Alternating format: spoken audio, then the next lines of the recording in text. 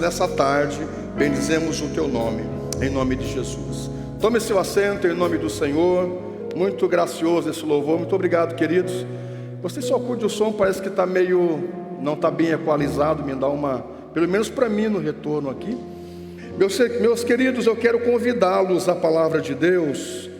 Livro de Atos, capítulo 1.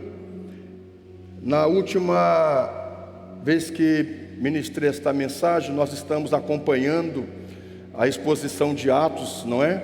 Nós estamos fazendo toda uma exposição do livro de Atos, e nós vamos estudar, e como eu disse, a cada culto que eu pregar cada domingo que eu pregar 2 cultos, um deles eu quero destinar essa sequência de nós estudarmos o livro de Atos. Atos 1, vamos para o versículo 7, e eu quero trazer um pouquinho da fala da última mensagem, e aí sim seguir adiante. Atos 1,7 diz: Ele lhe respondeu: não compete a vocês saber os tempos e as datas que o Pai estabeleceu pelo seu próprio poder, ou pela sua própria autoridade. Essa é a palavra de Deus. Queridos, no último culto que eu falei sobre esse texto, eu parei naquela parte onde nós lemos Zacarias, aquela profecia, e se você não acompanhou essas ministrações, eu convido você para ir lá no canal da igreja no YouTube, ou no meu canal no YouTube, e acessar essas pregações, exposição de Atos capítulo 1, porque você vai entender melhor esta mensagem. Mas quando nós encerramos naquele final de semana, eu encerrei o culto falando a profecia de Zacarias, aonde o profeta trazia uma palavra de que o Messias iria entrar em Jerusalém montado no jumentinho.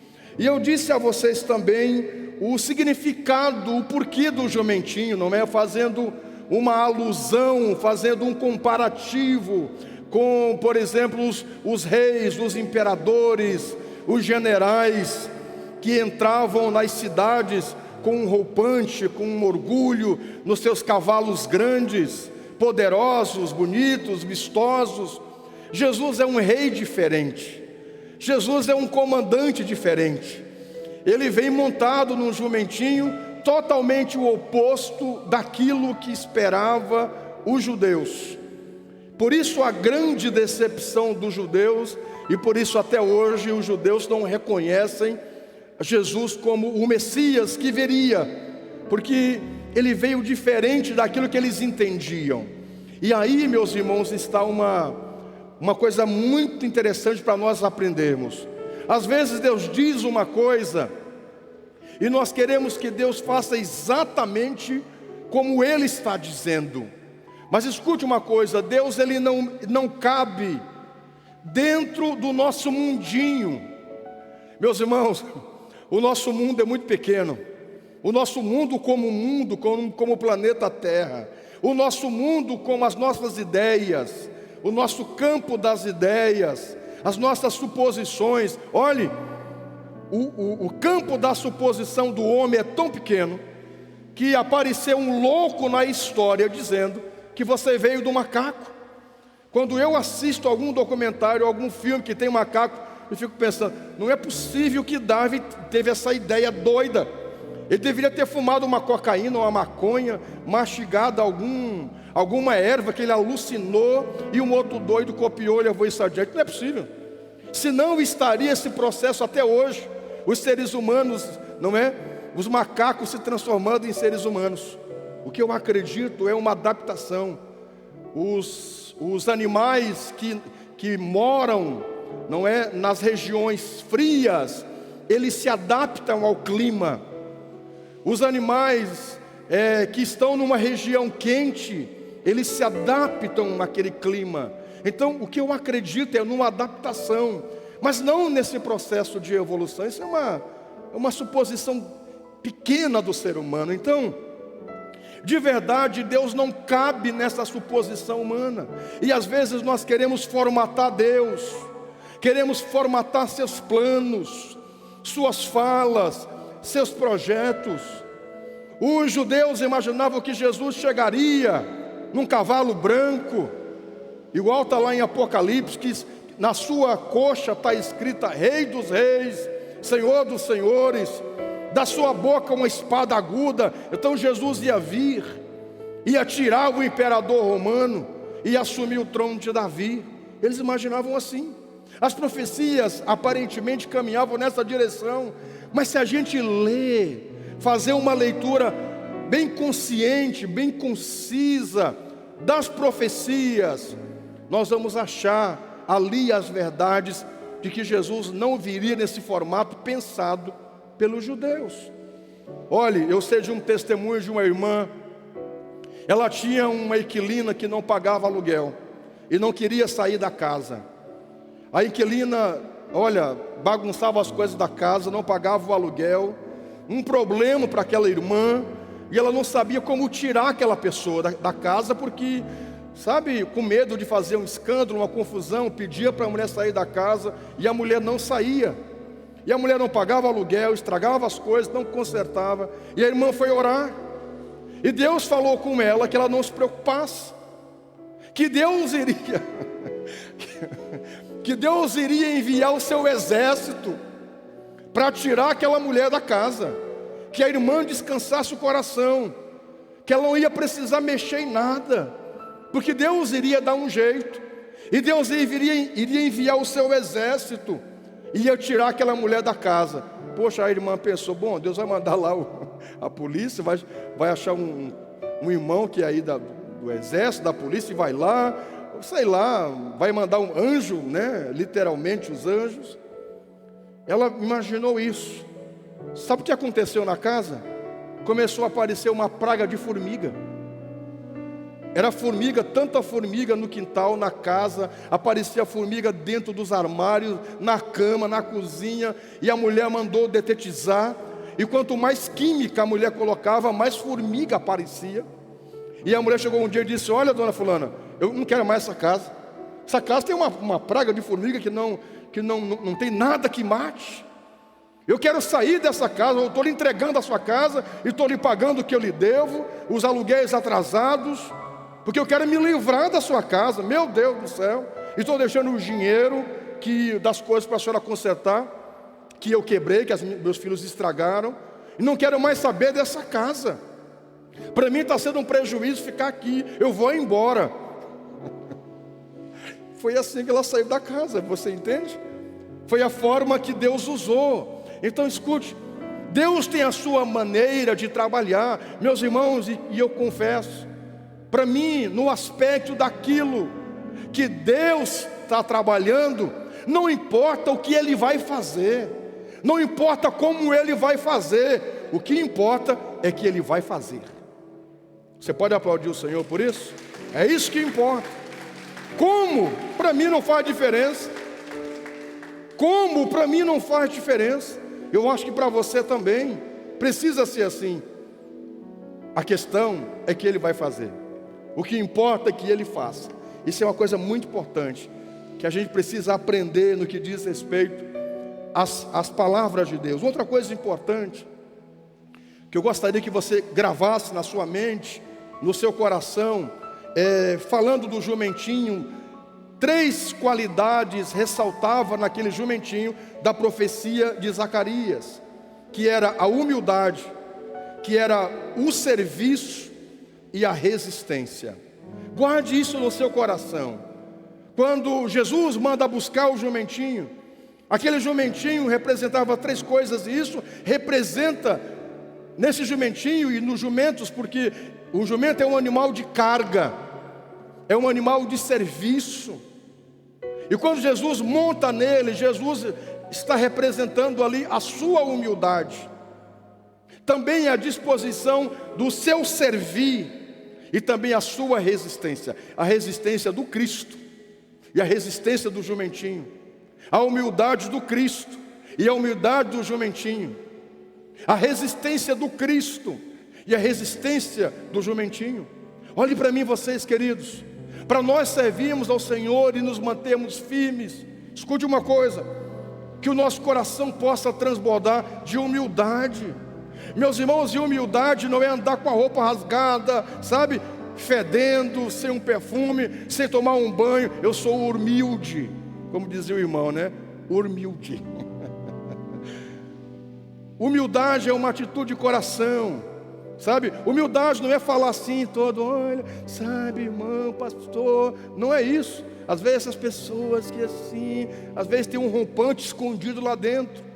Humildade é uma atitude de alma, de coração. Meus irmãos, a igreja do Senhor precisa ser reconhecida, e os servos de Deus, pelo aspecto da humildade. E não quer dizer que você seja humilde, que vai deixar que as pessoas pisem em você, que as pessoas digam o que elas querem dizer com você, e você vai dizer, amém, glória a Deus.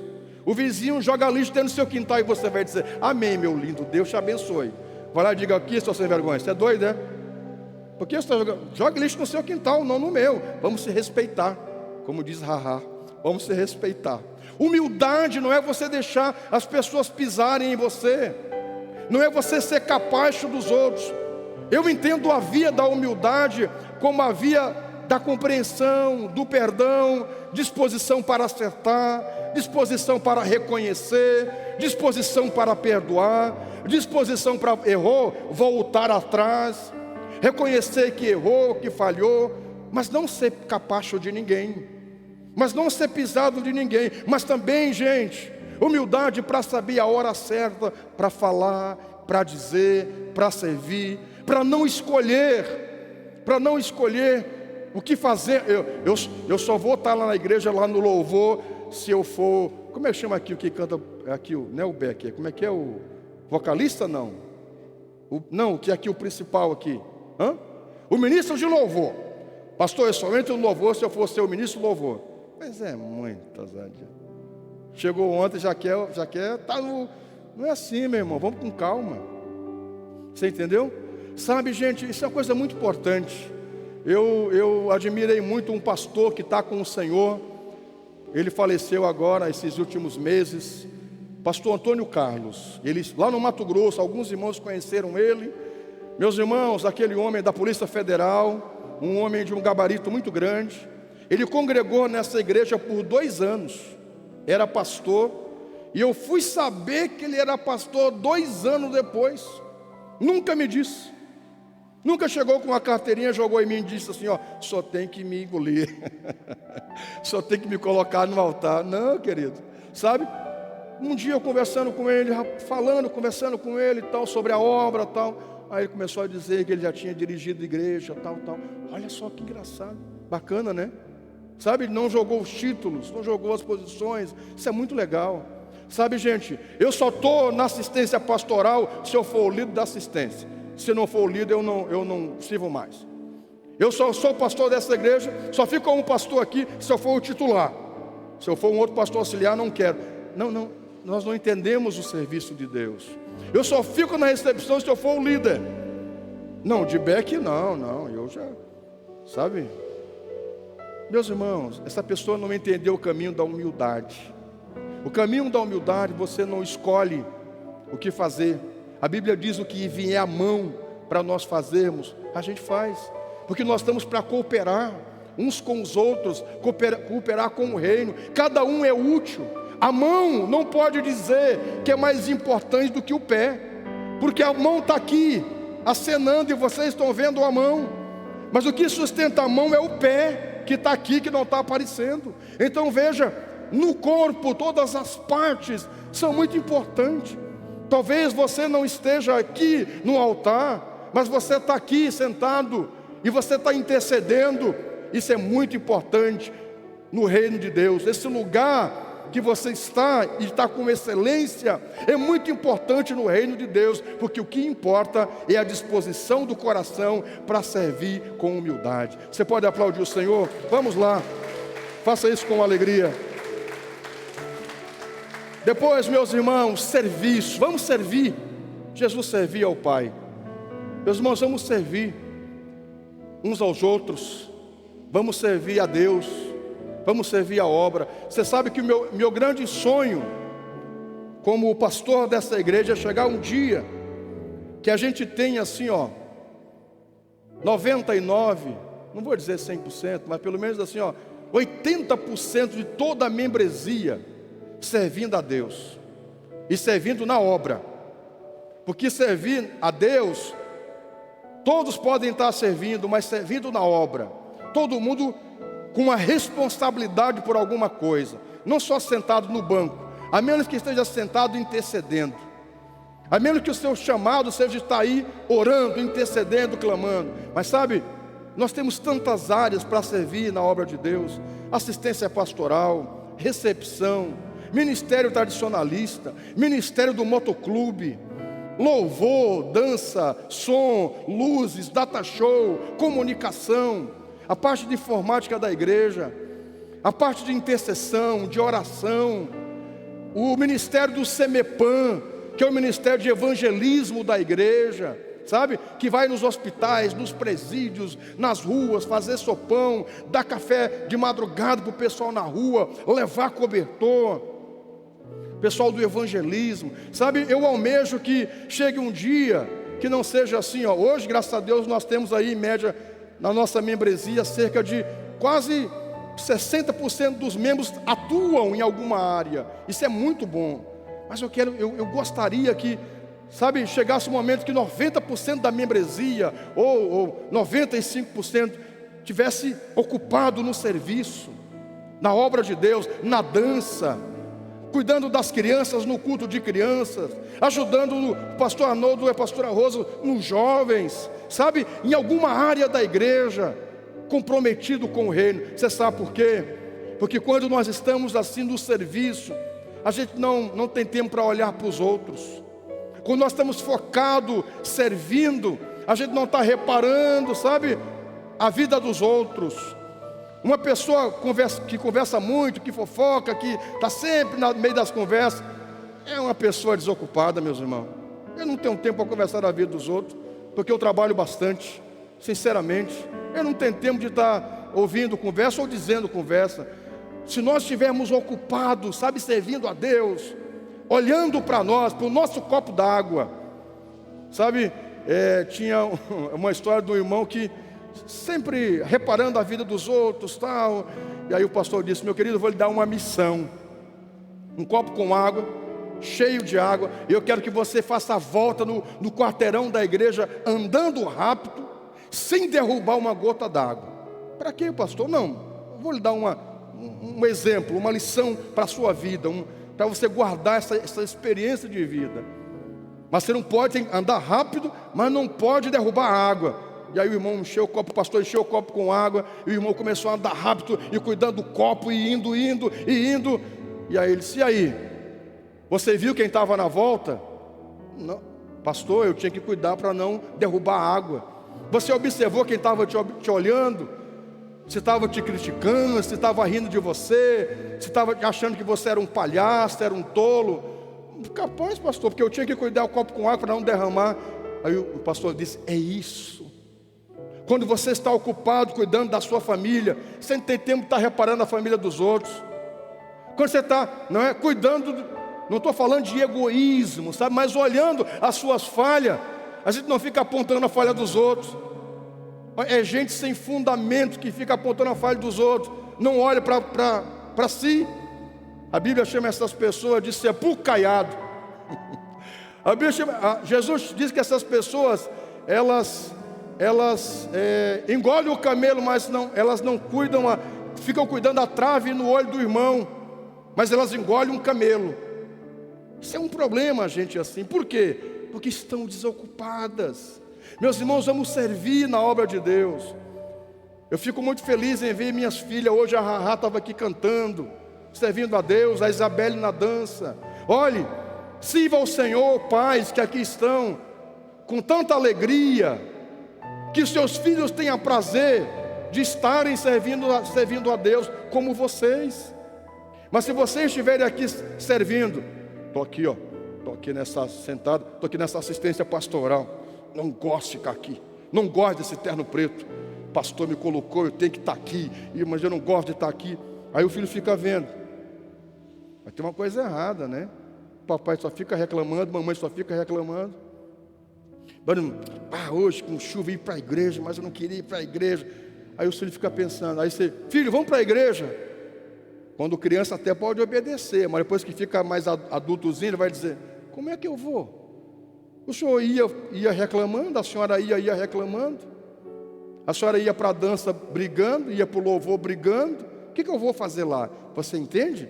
Então, nós temos que servir com uma alegria de tal maneira que os nossos filhos tenham prazer de estar servindo, como nós, servindo na obra de Deus, servindo as pessoas. E eu acredito numa verdade: não espere ser curado para servir. Tem gente que diz assim, pastor, eu estou muito magoado de onde eu vim. Você que sabe, a gente respeita a opinião dos irmãos.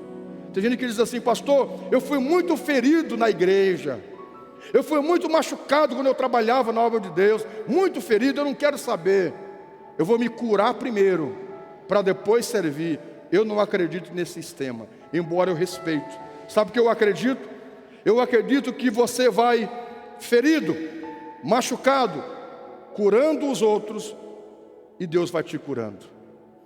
Você vai se levantando, você vai levantando os outros, e Deus vai te levantando. Eu acredito nisso. Agora parar e dizer, não, eu vou me curar primeiro. É como uma pessoa que diz assim, ó, pastor, eu não vou me batizar porque eu tenho pecado. Quando eu me santificar, quando eu me santificar, quando eu me purificar, aí eu vou me batizar. Não vai, querido, não vai. Ou então assim, ó, é muito bom uma pessoa dessa, né? Porque que não tem pecado, né? Só quem diz que não tem pecado já tem. Uma pessoa que diz assim, não, eu só vou me batizar quando eu tiver minha vida correta, já está errado. Não, você se batiza e assume o compromisso de servir a Deus, de verdade. É isso que eu quero. E Deus vai te curando, te fortalecendo, te levantando. E no processo de cuidar dos outros, o próprio Espírito Santo vai te cuidando. Você pode aplaudir o Senhor? Vamos lá. Por favor, faça isso com uma alegria. Depois eu quero que você aprenda isso, que eu não pude falar naquele culto que eu preguei sobre esse texto. Sobre humildade, sobre o serviço e sobre resistência. Diga resistência. Sabe o que a Bíblia diz? A Bíblia diz que o diabo sempre é sem vergonha e vai nos incomodar até Jesus voltar. Não tem escapatória. Eu acho que tem uns irmãos que queimam o diabo. Queima, queima, como se ele fosse queimar, né? O que a gente pode dizer é repreender, não é? Mas ele volta. O diabo continua na nossa volta até Jesus, no nosso derredor, até Jesus voltar, quando ele será preso e lançado no lago de fogo por toda a eternidade. Mas até lá, toda a vida nós vamos passar por lutas. O diabo querendo nos tirar do propósito. A nossa velha natureza querendo levar para o mundo. A nossa velha natureza querendo nos afastar da natureza de Deus. Vai ter esse confronto sempre, da carne e o espírito. Mas escute uma coisa, o que a gente faz, diz a Bíblia? A gente resiste o diabo. A Bíblia diz, resistir o diabo, e ele fugirá de vós. Se achegue a Deus, e ele se chegará a vós. Nesta tarde eu quero convidar você a resistir o diabo. O diabo e situações que o diabo está por trás. Aqueles amigos do mundo que dizem, vamos lá para o churrasquinho, depois do futebol, vai ter só uma caninha e dá tudo certo. Diga, meu amigo, resista a isso. Sabe? Todos os vícios que queiram nos afetar, o que você enfrenta, resista. E você tem condições de resistir. Meus irmãos, resistir, refreando a língua, coça aqui, né? Dá vontade de falar.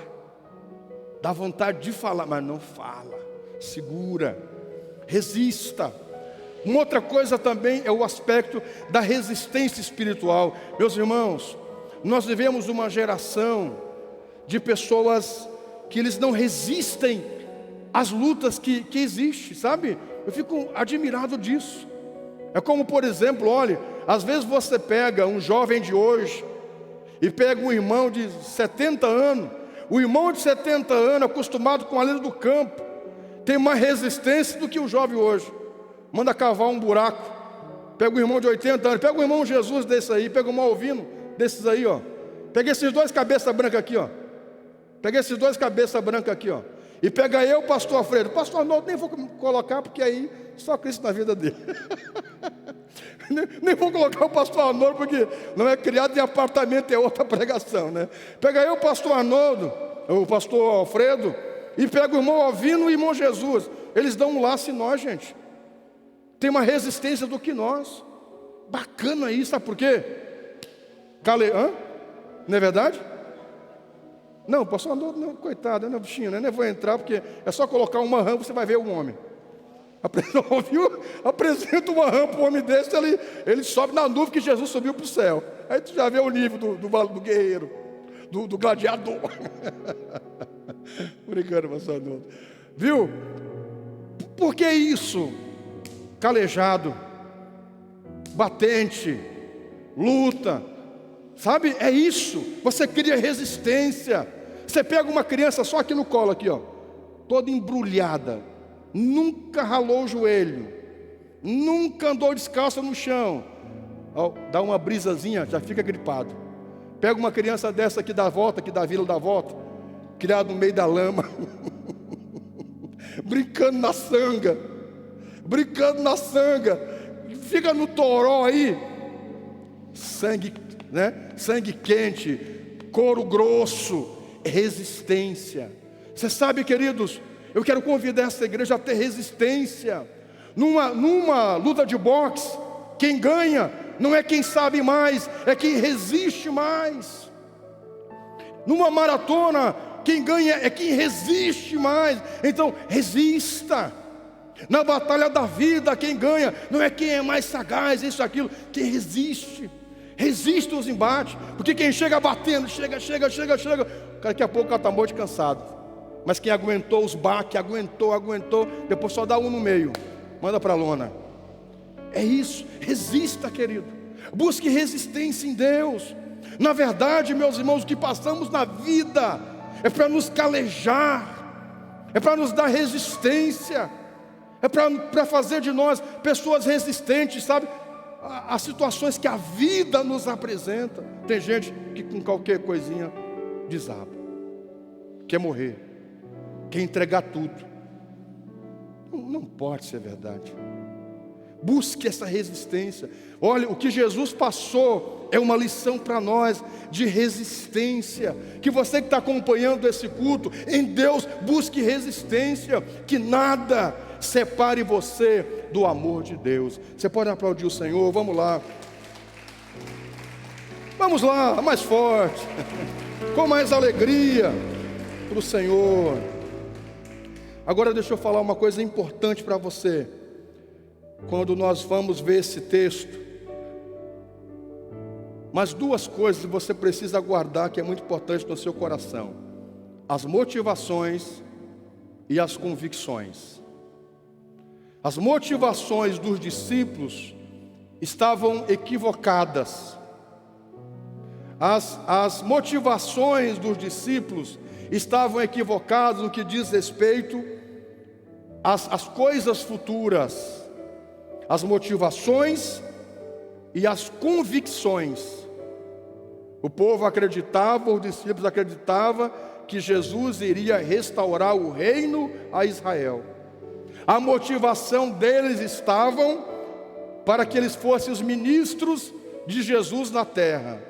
Meus irmãos, que o nosso motivo para a ação seja nobre.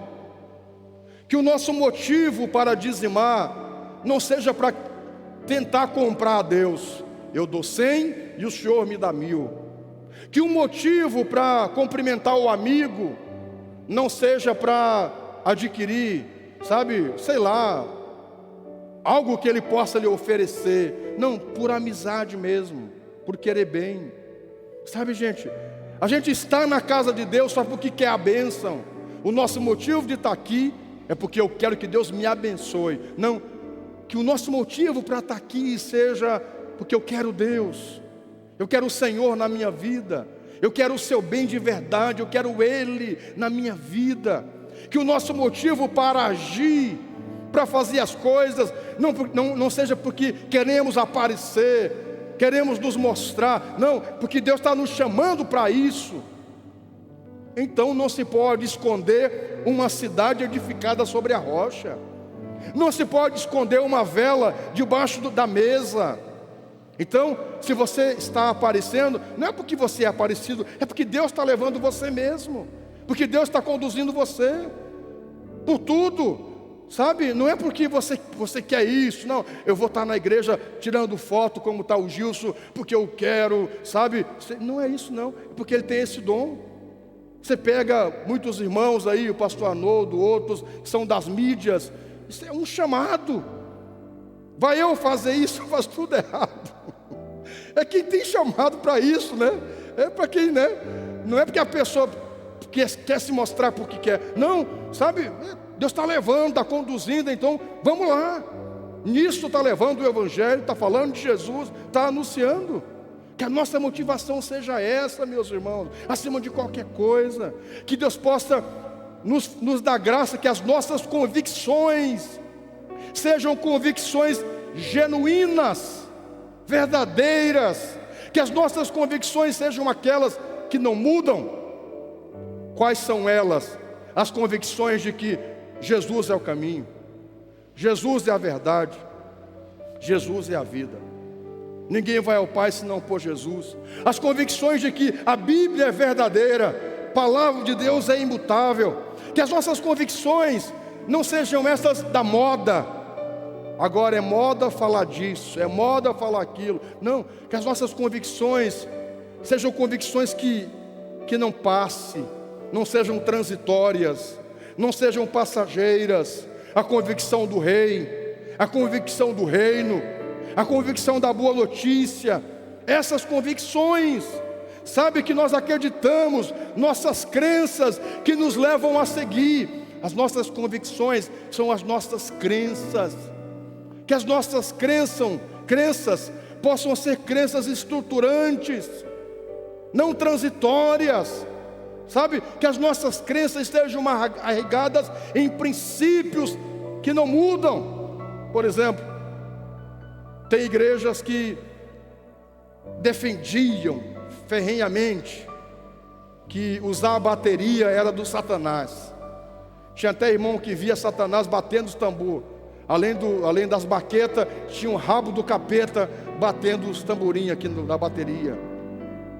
Sabe, hoje esses pastores e essas igrejas têm uma bateria na igreja deles. Isso passa. Eu conheci pastores que pregavam contra a calça jeans, que é do Satanás, que o tênis era do diabo. Hoje eles usam. Que jogar bola era do diabo, era do Satanás. Hoje eles jogam bola. Sabe, essas coisas que as pessoas mudam a ideia. O que era pecado ontem continua sendo hoje. O que era amor ontem continua sendo hoje. As coisas de Deus genuínas, elas são imutáveis. Essas devem ser as nossas crenças. Você pode aplaudir o Senhor? Vamos lá, façam isso com alegria. Meus irmãos, por que é importante nós cuidarmos as nossas crenças, as nossas motivações e as nossas convicções? Por quê? Porque quando nossas motivações não são atendidas, vem a frustração. E uma pessoa frustrada é um problema. Quando começamos a igreja, uma das famílias que logo em seguida veio para a igreja, a irmã veio a mim e disse, uns 4 meses que nós tínhamos começado uma igreja, nós estávamos reunidos, e aí uma irmã disse, agora sim o senhor vai começar a igreja que eu sempre sonhei, a igreja que eu sempre imaginei. Eu disse, você não pode pensar assim. Você não pode pensar assim, de que eu vou ser o pastor da igreja que você sempre sonhou, porque eu sou falho, porque a igreja é feita de pessoas falhas. Não pense assim, você vai se frustrar. Ela disse: não, pastor, o senhor está fazendo a igreja que eu sempre imaginei na vida. Eu digo: não existe essa igreja. Algumas pessoas têm a ilusão da igreja primitiva, e a igreja primeira, a igreja antiga, acha que todo mundo era santo, todo mundo era mil maravilha, todo mundo era do fogo, de oração, como nós hoje, gente de todo jeito. O problema é quando as nossas motivações não são correspondidas, vem a frustração. Eu esperava que o pastor fizesse isso por mim. A mulher: eu esperava que meu marido fizesse isso por mim. Quando ele não faz, ela se frustra e fica um problema. E o problema, gente, quando nós vamos vivendo, que as nossas motivações se baseiam nos outros, nós nos frustramos. E uma pessoa frustrada é uma pessoa infeliz e se torna problemática. Cuide isso, que as nossas motivações, convicções sejam para além dessas coisas pequenas. E se as nossas motivações não forem correspondidas, amém, que tudo seja para a glória de Deus. Se tudo não andar como eu quero, amém, trabalhe isso na sua vida. Você vai aprender e vai ter mais paz no seu coração. O marido fez, que coisa boa. Não fez, você não depende que ele faça para ser feliz. Meu marido, no dia do meu aniversário, não me deu rosas. Se ele me deu, coisa boa. Se ele me deu, eu já sou uma rosa. Se a minha mulher no meu aniversário me deu os parabéns, joia. Se ela não me deu, eu estou com o ficho do mesmo jeito. Eu sou assim, eu praticamente vivo assim. Eu não dependo dos outros, sabe, para ficar lá remando. Vai vai que é tua, Tafarel. Capaz, gente. Cuide isso, você vai vencer e vai ser bem sucedido, amém? Dê um aplauso ao Senhor com uma alegria. Faça isso com uma alegria. Por fim, esse texto vai dizer que a gente não precisa se preocupar com o que Deus tem para o futuro. Meus irmãos, Ellen White do Adventismo, por umas 2, 3 ocasiões, datou que Jesus ia voltar naquela época. Tem gente que fica colocando data na vinda de Jesus. Jesus vai voltar em tal ano, sabe? Jesus vai voltar em tal época. Não se preocupe, o importante é que ele vai voltar. Digam amém. Em São Paulo, o ano de 2000, nós em São Paulo, não, 2000 não, 99, eu casei em 98, 99. Surgiu lá um coreano em São Paulo, que tinha ido no céu, e diz que Jesus, que a Bíblia diz assim, que Deus não sabe o dia e a hora, mas o mês e o ano ele sabia. Olha, a Bíblia diz que Jesus não sabia o dia e a hora, que os anjos não sabiam o dia e a hora, mas o mês e o ano ele sabia. O dia nem a hora ninguém sabia, mas o mês e o ano, lá no céu, Deus diz para esse coreano. Minha gente, foi um alvoroço em São Paulo. Colocaram cartazes, era outubro de 99. Jesus ia voltar. Meus irmãos, e aí um dia eu estou na igreja, veio um irmão, apavorado. Era setembro. Ele veio: pastor, e aí, pastor? Jesus vai voltar. Eu digo: mas o senhor está com brincadeira comigo, né? Ele veio sério mesmo, não veio com piada, né? Parece aquela história, teve um Natal aqui, se eu não me engano, que o shopping, alguém lá, alguém deu um, não sei se, alguém, um pai de santo, não sei quem foi, um pastor, não sei quem foi, me ajude a me lembrar, que o Shopping Royal ia cair no Natal. Lembram disso? Você já ouviu falar disso? E aí a Rahá veio chorando, disse: pai, o Shopping Royal vai cair. Eu digo: tá brincando, mana? Mas saiu no jornal que alguém teve uma previsão. Eu digo: meu amor de Deus, mas não pode ser verdade. Está aí a mãe de Ná para provar as muitas furadas dela. Para com isso, minha filha. Pois no Natal você vai comigo lá, nós vamos lá comprar um presente para ti. Vai cair, pai. Se cair, vamos morrer nós dois. Tu vai comigo. Não confia em mim? Tu confia nesse pai de santo, esse macumbeiro, sei lá, ou no teu pai? No Senhor. Então vai comigo. Levei ela. Vamos lá comigo, rapaz. Está lá. Sabe, gente, as pessoas ficam colocando data. Jesus vai voltar em tal época. Esse irmão veio, pastor, eu digo, meu irmão, não é possível, né?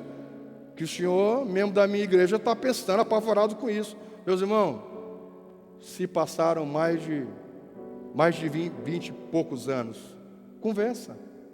Você não precisa se preocupar com as coisas futuras. Se Deus falou, se Deus não falou, não coloque, sabe, não fique preocupado com isso. Não, vai vir. Jesus vai vir, é isso que importa. Não se preocupe com aquilo que Deus já estabeleceu pelo seu próprio poder. Aquilo que Deus já estabeleceu para você está feito. Só espere em Deus. Amém? Você pode aplaudir a Ele, por favor. Faça isso com alegria. Se coloque em pé. Eu vou orar com você nessa tarde, em nome do Senhor Jesus. Próxima ocasião, nós estaremos lendo o versículo 8 e conversando com você sobre o versículo 8. Nessa tarde eu quero convidar você a orar para que Deus possa trazer sobre nós sua presença gloriosa, seu poder, sua graça, porque Ele está aqui para nos revestir com a sua presença gloriosa. Próximo culto que eu pregar na sequência desse texto é sobre o revestimento de poder. Quando Jesus disse que os discípulos ficassem em Jerusalém, até que do alto eles fossem revestidos de poder. Sabe o que nós precisamos? É do poder de Deus, é do Espírito Santo, é da sua graça. Você está fraco? Você não está tendo resistência? Está querendo parar? Está querendo desistir? Está querendo voltar atrás? Vamos buscar ao Senhor. A Bíblia diz que não é por força e nem por violência, é pelo Espírito de Deus. Nós precisamos do Espírito Santo na nossa vida, porque Ele é a nossa fortaleza. Amém? Vamos orar ao Senhor. Quero convidar você para começar a dizer palavras de adoração a Deus. Abra suas mãos.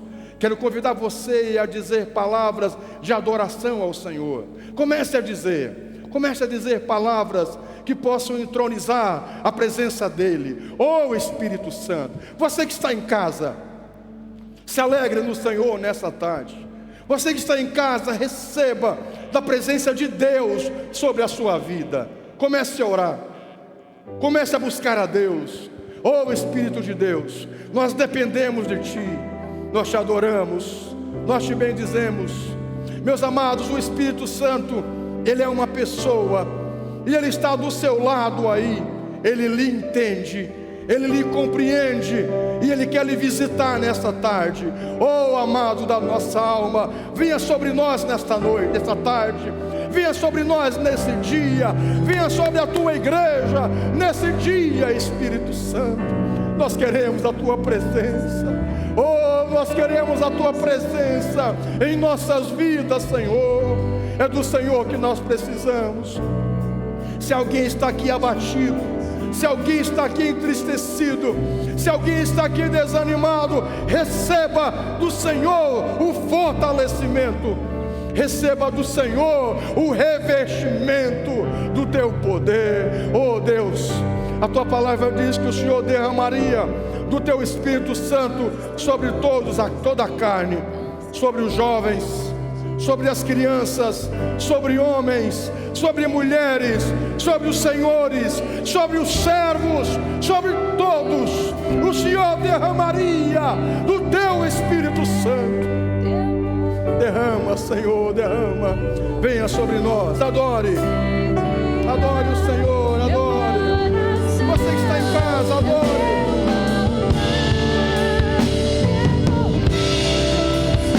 Adore. Oh, adore. Adore o Senhor. Adore. Adore. Oh, receba a alegria de Deus. Diga.